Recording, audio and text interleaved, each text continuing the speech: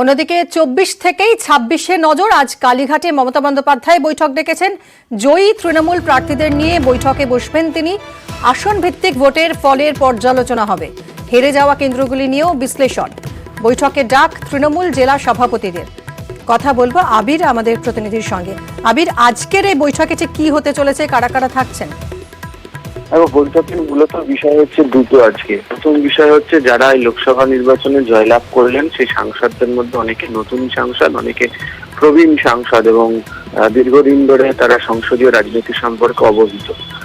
তৃণমূল 2024-এ যে ফল এই রাজ্যে বিজেপির তুলনায় অনেকটাই ভালো করেছে, তবে মূল লক্ষ্য এই মুহূর্তে তাদের এবার তৈরি হচ্ছে 2026-এর বিধানসভা নির্বাচনকে সামনে রেখে। এই সাংসদদের জাতীয় রাজনীতিতে ভূমিকা কি হবে, তারা কি দায়িত্ব পালন করবেন এবং এর পাশাপাশি তারা নিজেদের কেন্দ্রতে কি ধরনের দলীয় কাজের সঙ্গে যুক্ত থাকবেন, তাদের ভূমিকা কি হবে।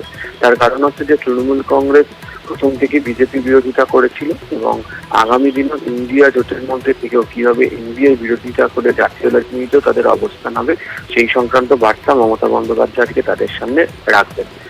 বিভিন্ন জায়গাতে লড়ে যে 13 জন সাংসদ হেরে গিয়েছেন তারাও হাজির থাকতে চলেছেন।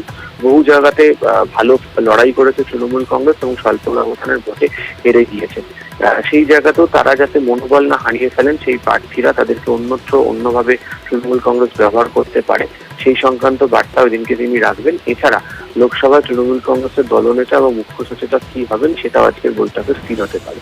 দ্বিতীয় যে বিষয়, যে কারণে হচ্ছে জেলা সভাপতি, জেলা কোঅর্ডিনেটর, বেশ কিছু গুরুত্বপূর্ণ মন্ত্রী, সাংগঠনিক নেতাদের এই বৈঠকে ডাকা হয়েছে। তার কারণ হচ্ছে যে এই লোকসভা নির্বাচনের ফল বিশ্লেষণ করে দেখতে পাওয়া যাচ্ছে যে তৃণমূল কংগ্রেস বিধানসভা ভিত্তিক 192টি আসন এগিয়ে রয়েছে।